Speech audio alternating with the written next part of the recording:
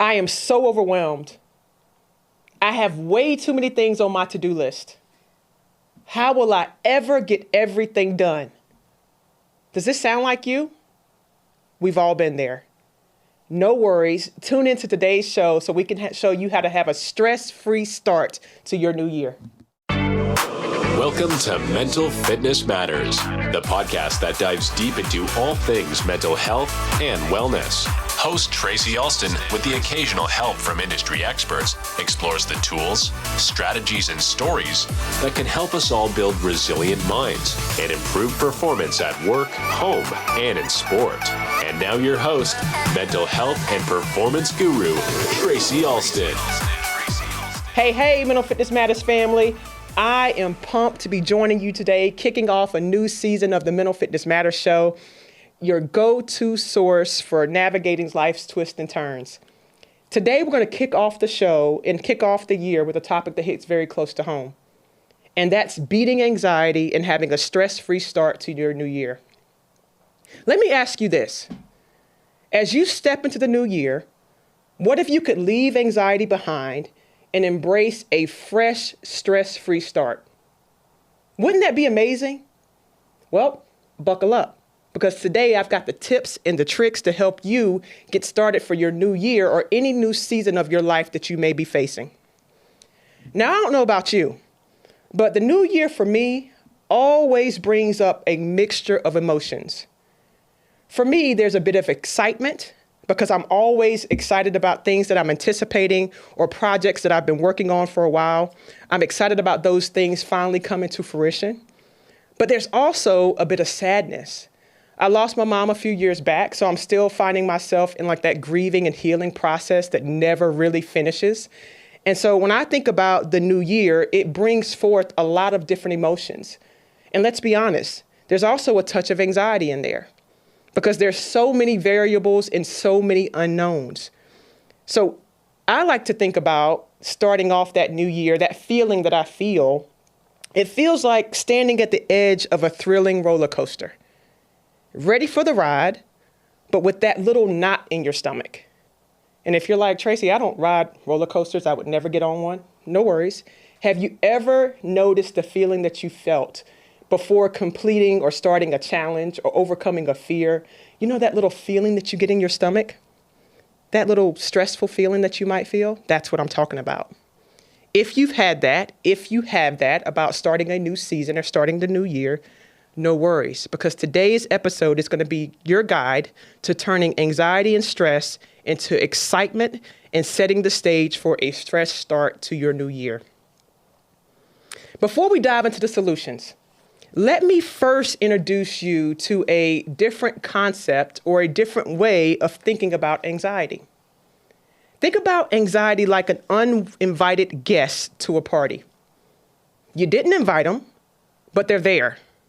They're mingling with your thoughts, bringing a whole bag of what ifs and a playlist of worst case scenarios. Talk about a party crasher. Who invited this guy? Anxiety is no different. It's very similar.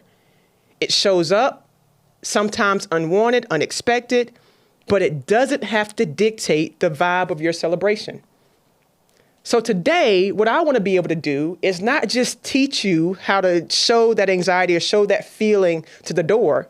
I want to give you some tools, some strategies and solutions that you can feel confident enough, you can feel equipped, that when those feelings show up, you can recognize what it is, you can take charge, and you can take control back over your life. So let's jump into a few tips for your new year on how to beat anxiety. I love acronyms. And what an acronym is, it's just a way to use letters of words so that way you can remember what's being said, the information being provided. So I'm going to use an acronym today, and it's going to be called C.A.R.E, C-A-R-E. You're going to be able to use this tool that when you start to feel the feeling that we're talking about, that pit in your stomach or those unknowns, that uncertainty, you can remember C.A.R.E so that you can take charge of your life, take charge of your feeling, and get into the driver's seat. So let's start with tip number 1. We're going to start with the C. That's going to be change your narrative. So anytime you start to kind of get in this mode where you're starting to worry or stress out about what's to come, about those unknowns, the very first thing you want to think about is changing your narrative.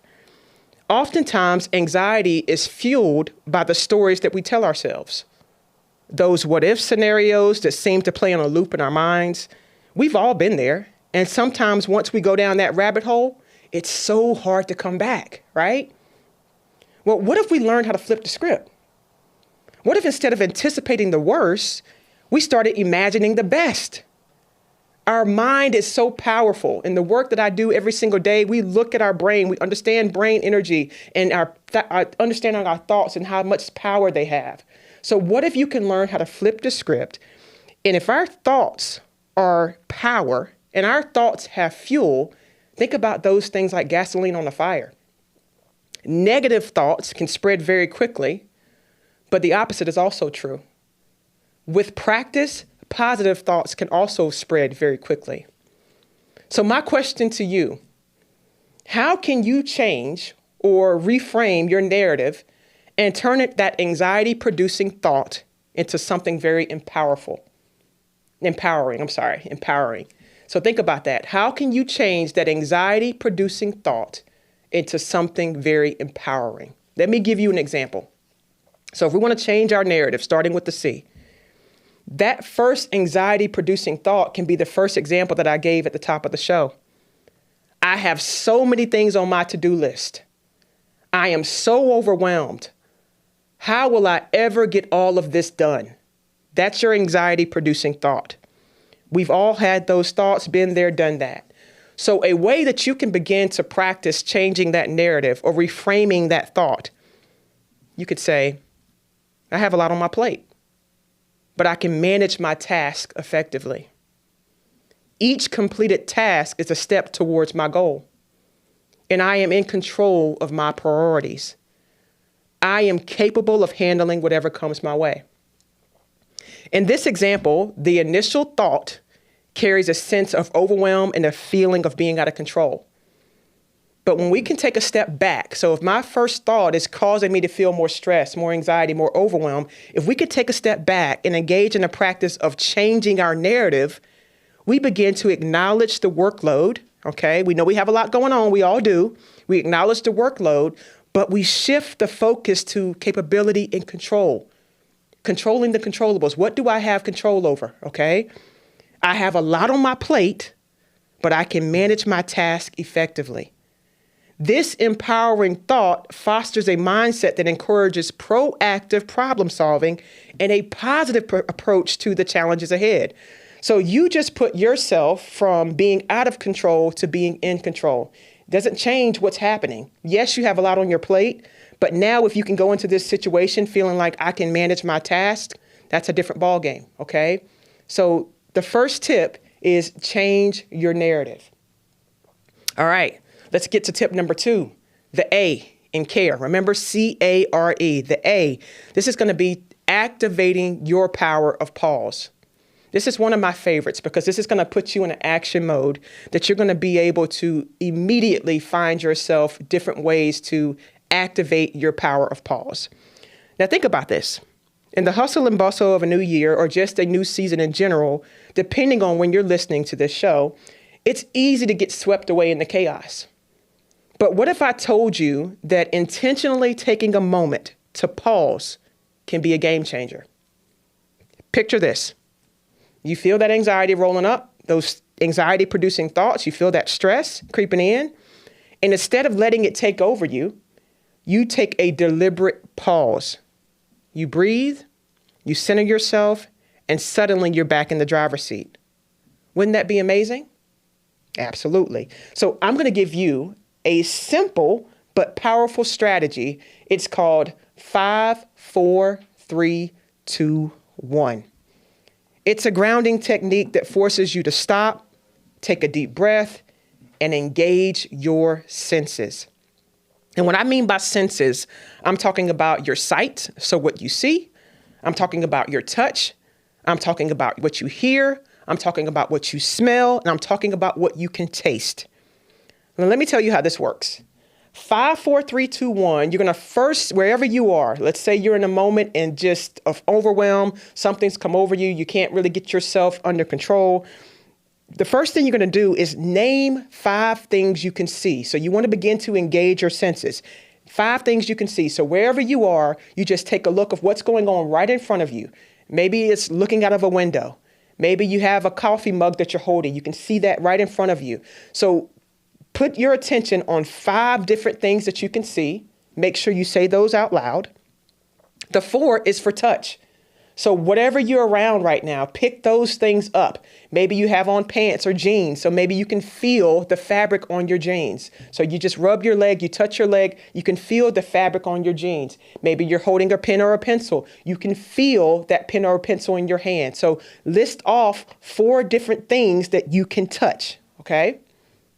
Number 3, what can you hear? So take a pause for a moment. What are those sounds going on around you? Are you outside? Can you hear the birds chirping? Can you hear cars going by? Do you hear that clock ticking? So take a moment to acknowledge 3 things that you can actually hear. The next one is what you can smell.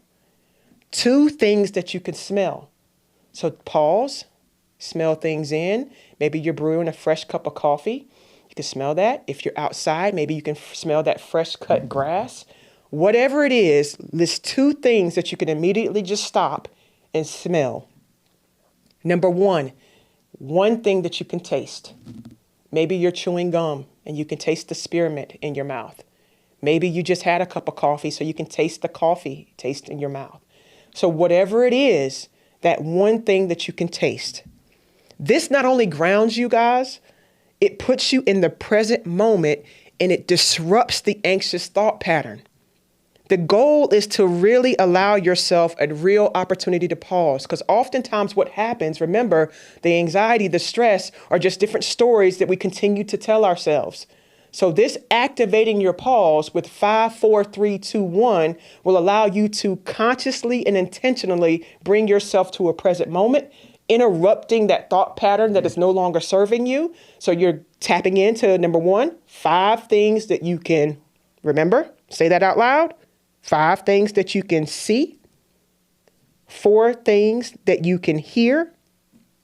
4 things that you can touch, 3 things that you can hear, 2 things that you can smell, and 1 thing that you can taste. That's activating your pause, making an intentional break. Make sure you do that throughout your day. I encourage people, because oftentimes when we think about stress and how those things pop up, in those moments when we need the tools the most, we're trying to go to it and just grab it instantly. And it's like, wait, nothing's working. If you can start to get into an intentional practice or deliberate practice of activating pause throughout your day, then being able to be mindful, being able to bring yourself back to present moment is going to be something that you can access on demand. And it's going to be more effective when you actually need it. Okay. So that is tip number 2. So begin to ask yourself, how can and how will activating the pause transform your experience of anxiety and stress in any new season of your life? Tip number 3, it's going to be for the R. Remember your stress-free toolkit. So the R is for remember. Remember your stress-free toolkit. So your stress-free toolkit, I'm going to teach you how to create that for yourself so that you can actually remember how to use it. Your stress-free toolkit, think about this, guys, as an arsenal or a toolbox against stress and anxiety. What tools, what practices, or what activities bring you joy and calm? So begin to think about that for yourself right now. What things do you do? What things do you engage in? What tools do you already have access to that bring you a sense of calm and joy? Whether it's a 5-minute meditation, it could be a quick 5-minute walk in nature. It could be a playlist of your favorite feel-good music. It could be something as simple as looking at pictures of special people, or places or special moments that you've been to in the past that bring you a sense of joy, that bring you a sense of peace, that bring you a sense of calm. Whatever it is, having a toolkit at your disposal can be a game changer. So the big question I want you to ask yourself, what will you include and what will you put into your stress-free toolkit for your new year or your new season of your life? And make sure you take some time to think about this. Don't just kind of throw some things in there. Make sure that whatever you're deciding on is something that you're really connected to, that you really feel a sense of calm and joy when you bring those things in, or when you bring those things up, or when you participate in that activity. And so make sure you also have several options, because when we think about who we are, when we think about the things that we need, they change and evolve over time just like we do. So it's okay to have your stress-free toolkit today. You may have one or two tools in there, but as you continue to learn, as you continue to grow, and as you continue to evolve, make sure you're adding these things to your toolbox. If it doesn't work today, that's okay. Try something else. Switch it up. Don't be afraid to make those changes, but you want to really become more self-aware and more connected to who you are and what you need, what's serving you and what's not. What's going to happen on this mental wellness journey that we're going down is that you're going to grab a hold of information. You're going to learn so much more about yourself once you're taking the time to say, you know what? I really enjoy being by a beach. The sound of the waves, the fresh, cool breeze on my skin, watching the sunrise, sunset, that does something for my spirit. If you've ever felt like that about anything that you've done, whether it's just the holiday season, what if that brings you a sense of joy? If it brings you more of something else, you might want to say, you know what? That's not the thing that draws me in. It can be something different for everyone. So take this time for this activity for tip number 3, remembering your stress-free toolkit, create you something that you can really feel connected to, because you're going to need that in the long run when it comes to putting things together, making sure you're feeling like you're in control, that you're confident, and not being afraid to switch those things up. So the R is remembering your stress-free toolkit, putting things in there that bring you a sense of calm and joy, and allowing those things to be on repeat or changed out every once in a while. The last one is going to be for your E. Embrace the journey. Tip number 4, embrace the journey. This is one of my favorites, because I know we've all heard that cliche saying, the joy is in the journey, but that it couldn't be more true. The joy is in the journey. We have to learn to give ourselves some grace. We oftentimes take ourselves way too seriously. Think about all the things that we worry about. Every single thing at the top of the hour that I was just talking about. I'm so overwhelmed. I don't have enough time to complete this to-do list. I'm never going to get everything done. Think about all of these things that we are worrying about, or we've been afraid to try or do. How many of those things turned out to be just fine? The biggest stress was worrying about the thing that we were stressing about. But after we did it, after we accomplished it, after we met the challenge, after we overcame the fear, we were like, you know what? That wasn't so bad. New years and new beginnings oftentimes bring about so much pressure for people. This is a big time where people are setting up new affirmations, new goals, new things that they want to try.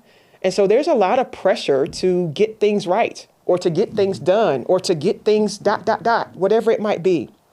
Whether that's pressure that you're putting on yourself or perceived pressure from others, there is a lot of things that are on demand for people when it comes to a new beginning or a new season of their life.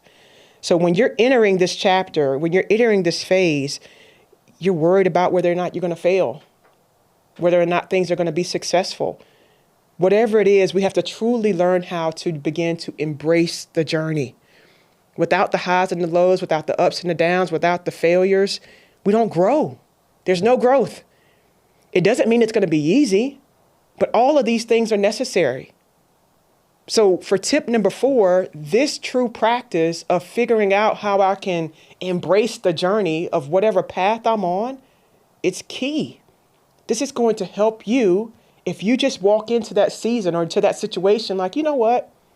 My goal, instead of it being something that I have to pass or fail, is going to be, I'm just going to have a good time. I'm just going to enjoy the ride. I'm going to enjoy the moment. I'm going to be present. I'm going to ground myself and take pause when I can. I'm going to reflect and remember some of those tools in my toolbox to keep this thing fun and calm and joyful. So this tip at the end of this here is going to really be for you to get in sync with yourself. Give yourself some permission to just be where you are. Give yourself some grace to not have to figure it all out, to get it all done. Just start. Just begin. Just do whatever that thing is that's been causing you a little worry, overwhelm, or stress. Okay? So I want you to get into a daily practice of CARE. C.A.R.E. And I truly believe and know that this will help you along your journey. It's going to help you gain better control over the waves of anxiety and stress and allow them to not be so overwhelming. Allow those things to not overtake you. Being intentional and creating a daily practice. This Mental Fitness Matters family is not just about, what can I do for the moment. It's about what can I start to do and create daily. What daily habits, daily intentions can I put in place that's going to allow me to be more resilient, more equipped to handle the highs and lows and the ups and downs of life? How can I get myself in the driver's seat to make sure I'm where I need to be? So let's go back through this Mental Fitness Matters family. We covered quite a bit today. I want you to remember you have the power to set the tone for any season of your life. You're going to start with that C. That's changing your narrative. Then you're going to go over to that A. Let me go back to the C real quick. Changing the narrative is the big one. Because oftentimes, again, guys, when we think about the things that are causing us the stress and the overwhelm, it's something that we've created in our mind. There's a reel that we're playing in our head that's causing us these thoughts to go down to a way that we don't want them to go. So the very first thing you got to do when you notice yourself doing this is change the narrative, flip the script. That A, remember, it's going to be activating the power of pause. You're in control of that. So as you're noting yourself with these thought patterns that are no longer serving you, activate the pause. 5, 4, 3, 2, 1. Okay? Name 5 things you can see. 4 things you can touch. 3 things you can hear. 2 things you can smell. And 1 thing you can taste. That's going to disrupt that negative thought pattern, getting you back to a more grounded and present place so that you can go on and do what you need to do. The R, remember your stress-free toolkit. All right? These are going to be things that bring you joy and calm. Joy and calm. Whether it's pictures, it's old memories, whether it's music, whether it's places, whether it's a meditation, what things fill your spirit in a positive way? Remember what they are, utilize those things daily, get into a daily practice and a habit of doing this.